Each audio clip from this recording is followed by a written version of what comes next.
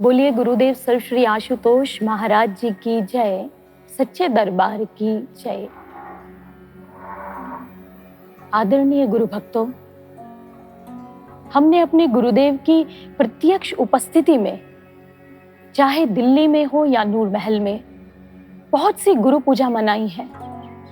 परंतु सन 2014 में अचानक से हमारे जीवन में एक ऐसा टर्निंग पॉइंट आया जिसे हम कभी नहीं भूल सकते हैं। हम कैसे भूल सकते हैं 28 जनवरी 2014 को, जब हमारे गुरुदेव समाधि में गए। जुलाई 2014 में पहली बार गुरु पूजा मनाते हुए हमने अपने मन को समझाया कि जब तक हमारे गुरुदेव समाधि से वापस नहीं आ जाते, तब तक हमें उनकी प्रत्यक्ष उपस्थिति के बिना ही गुरु पूजा मनानी होगी। और गुरु भक्तों, यूं ऐसा अपने आप को समझाना तो हमारे लिए बहुत कठिन था, लेकिन फिर भी हमने अपने महाराज जी के मिशन और गुरुदेव के आश्रम में उनकी उपस्थिति को महसूस करते हुए गुरु पूजा मनाई।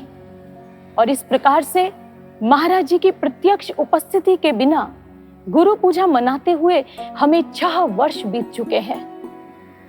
दूसरा टर्निंग पॉइंट सन 2020 में हमारे जीवन में आया, जिसके अंतर्गत हम महाराज जी के मिशन और आश्रम के माध्यम से जो उनकी उपस्थिति महसूस कर रहे थे, वो माध्यम भी हमसे छूट गया। मार्च 2020 में अचानक से हमारा आश्रम में आना बंद हो गया।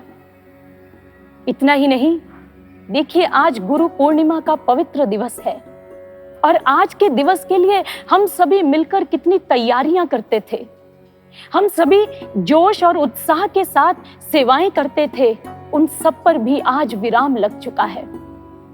साधकों, यदि हम इन दोनों टर्निंग पॉइंट्स को जो हमारे जीवन में आए हैं, इनको ध्यान से देखें तो उनमें से एक महत्वपूर्ण तथ्य निकलकर सामने आता है।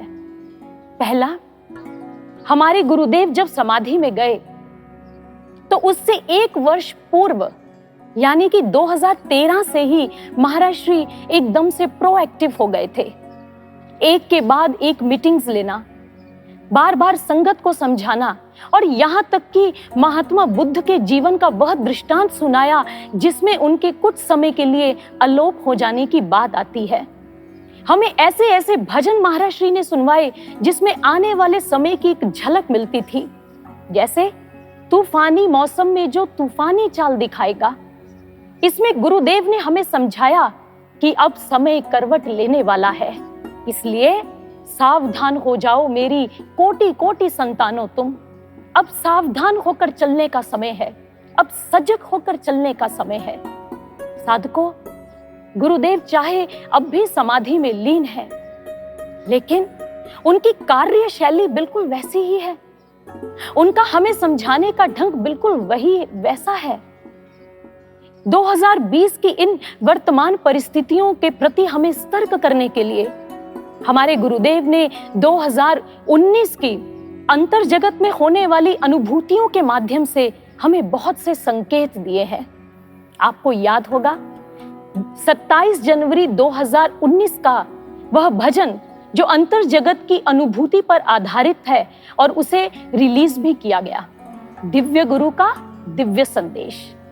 महाराज जी ने हमें बिल्कुल स्पष्ट उस भजन के माध्यम से समझाया, पल भर में सब कुछ पलटेगा, परिस्थितियां अभी विकट होंगी, अब जो है वो कल न होगा, अभी तमस तो और घना होगा, दुर्गम पथ पर चलना होगा। ये बात मन में धार लो तुम। गुरुदेव ने हमें जो समझाया आज हमारे साथ बिल्कुल वही तो घटित हुआ है, बिल्कुल वैसा ही हुआ। पल भर में परिस्थितियां ऐसी पलट गई, ऐसी बदल गई कि आज आश्रम आना भी हमारा बंद हो गया, हमसे छूट गया।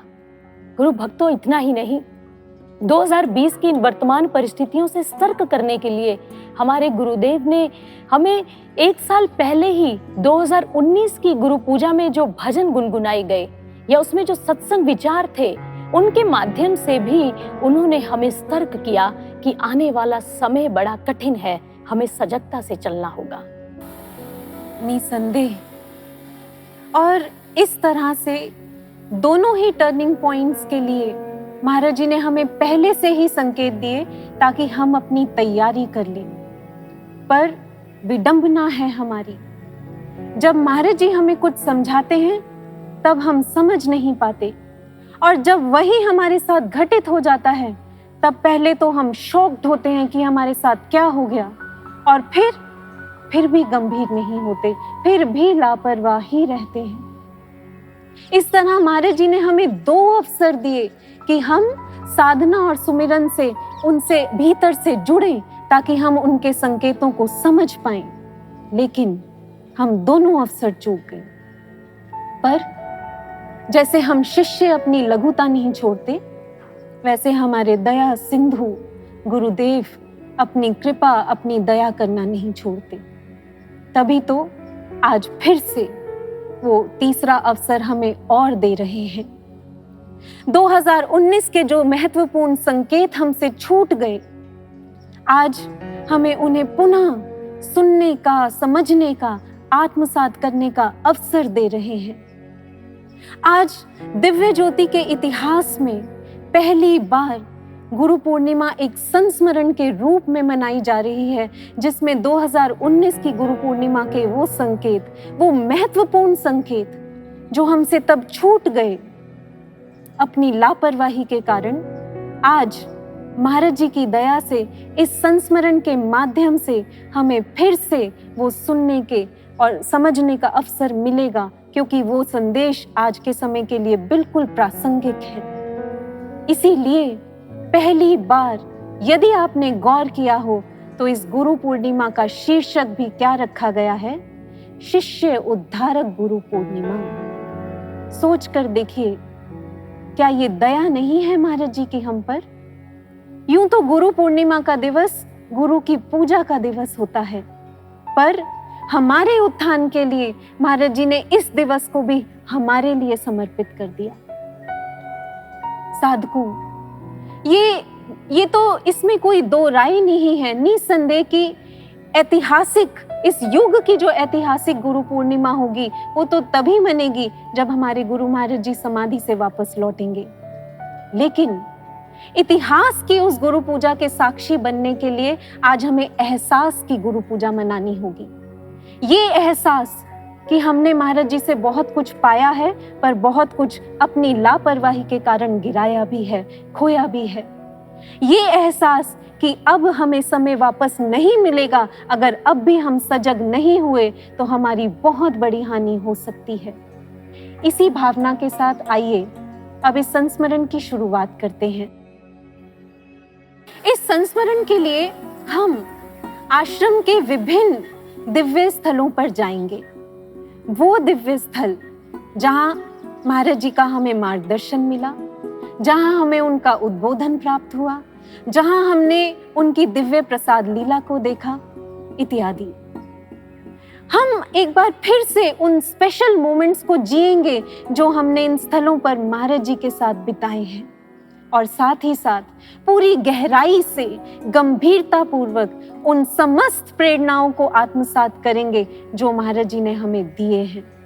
तो इसी के साथ अब हम चलेंगे इस संस्मरण की पहली स्थली की ओर, जो वो स्थली है जहां पर कभी तो हमें महाराज जी की मंद मंद मुस्कान मिली है, तो कभी उनकी एक हूं से हमारी तकदीरें खिली हैं, जहां पर उनके दर्शन पाकर कभी हमारी आंखें नम हुई हैं, तो कभी हम प्रसन्नता से, खुशी से झूमे हैं, नाचे हैं। आइए उस स्थली की ओर प्रस्थान करते हैं। चलिए चलते हैं। जय श्री राम, जय श्री राम, भारत जी आ गए, भारत जी आ गए। जय श्री राम, जय श्री राम, जय श्री राम, जय श्री राम, जय श्री राम, जय श्री राम,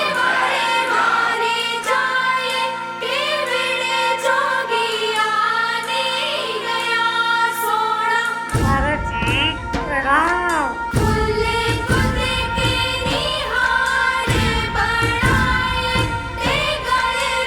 सजाए, ये अशुभ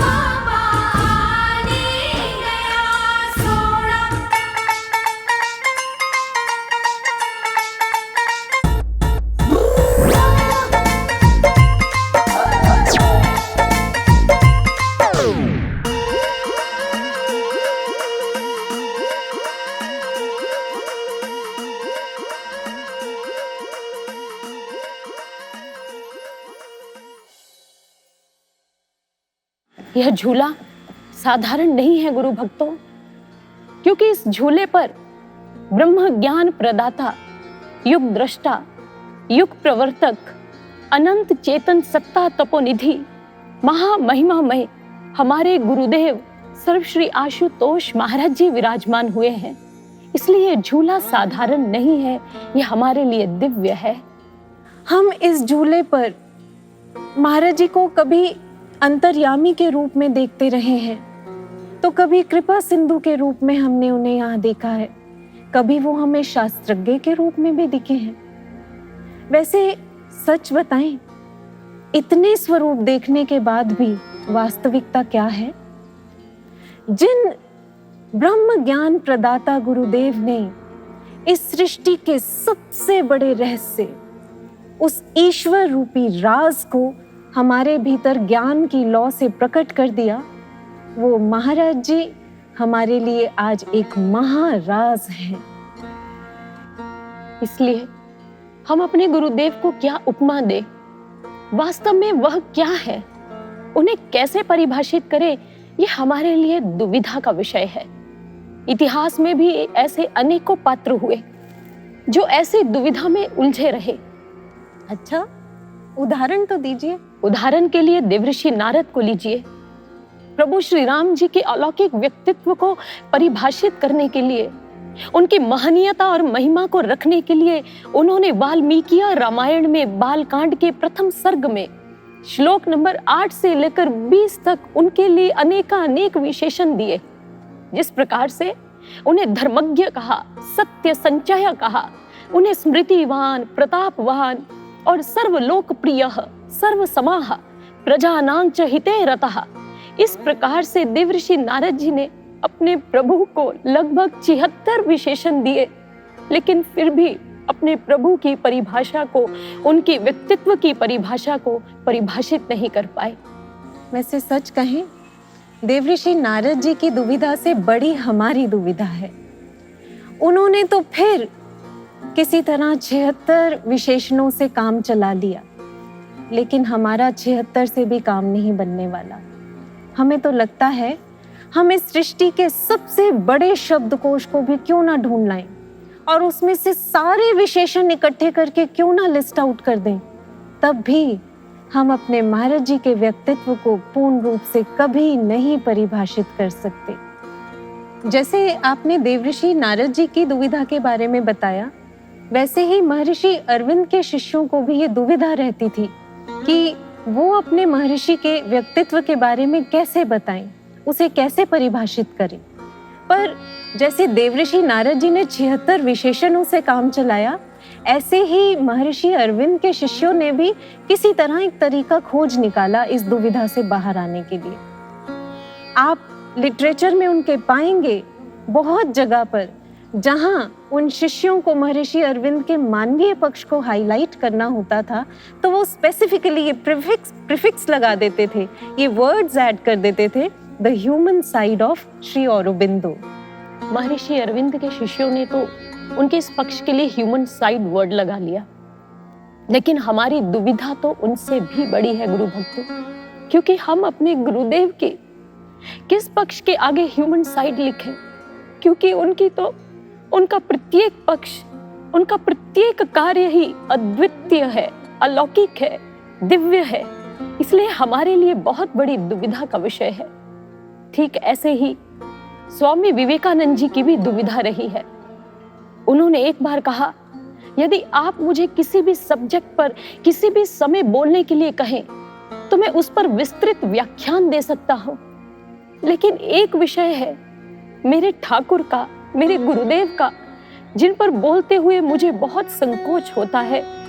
सच कहें तो संकोच तो हमें भी होता है अपने महाराज जी के विषय में बोलने के लिए, क्योंकि हम में वो सामर्थ्य ना है और ना कभी हो सकता है कि हम उनका महिमा गान करें।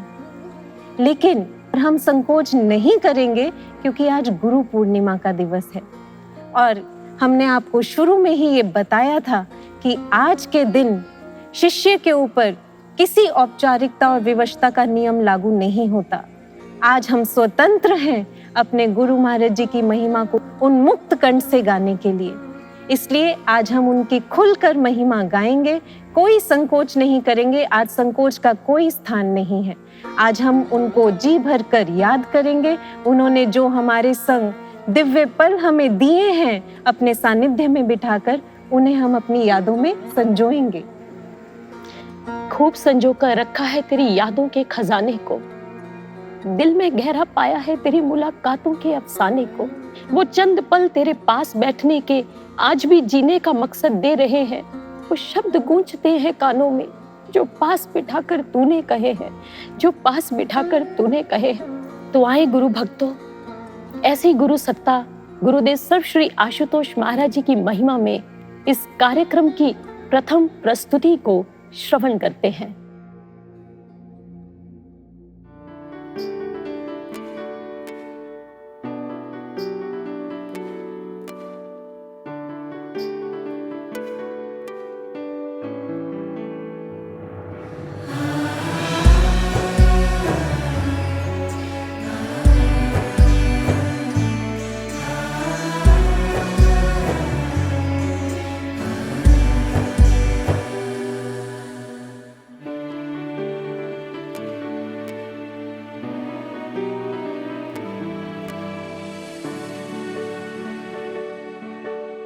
विषयों के कली काल में उड़ता कतिमीर मिटाता है। विषयों के कली काल में उड़ता कतिमीर मिटाता है। समेट कर अपनी विराटता को, समेट कर अपनी विराटता को।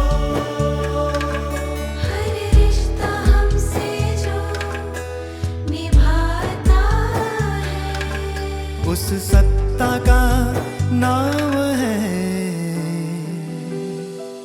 सद्गुरु आशुतोष। सद्गुरु आशुतोष। सद्गुरु आशुतोष। सद्गुरु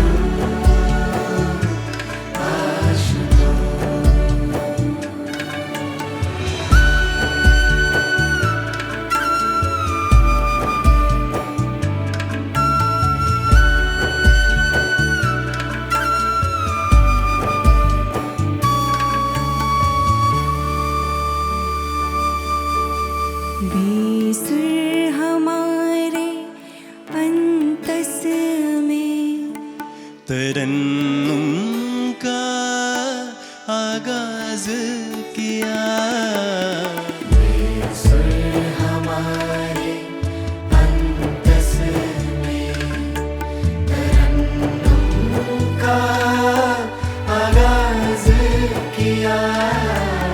बेताल हमारी जिंदगी को मधुरता का साज किया। करुणापूर्ण जो निष्ठुर को भी अंक में समाता है, अंक में समाता है। उस सत्ता का नाम है सद्गुरु आशुतोष। सद्गुरु आशुतोष। सद्गुरु आशुतोष। सद्गुरु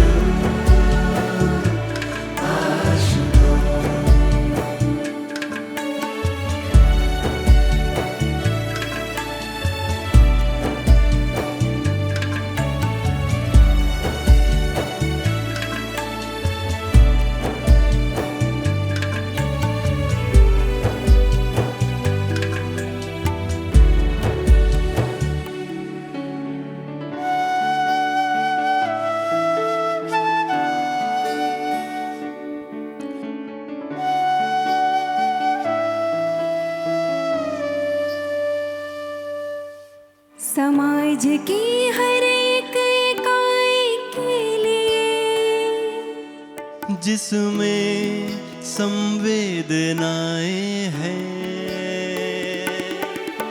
समाज की हर एक इकाई के लिए,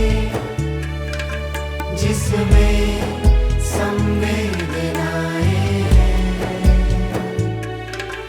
महसूस करता पल पल जो सबकी मूक भावनाएं हैं।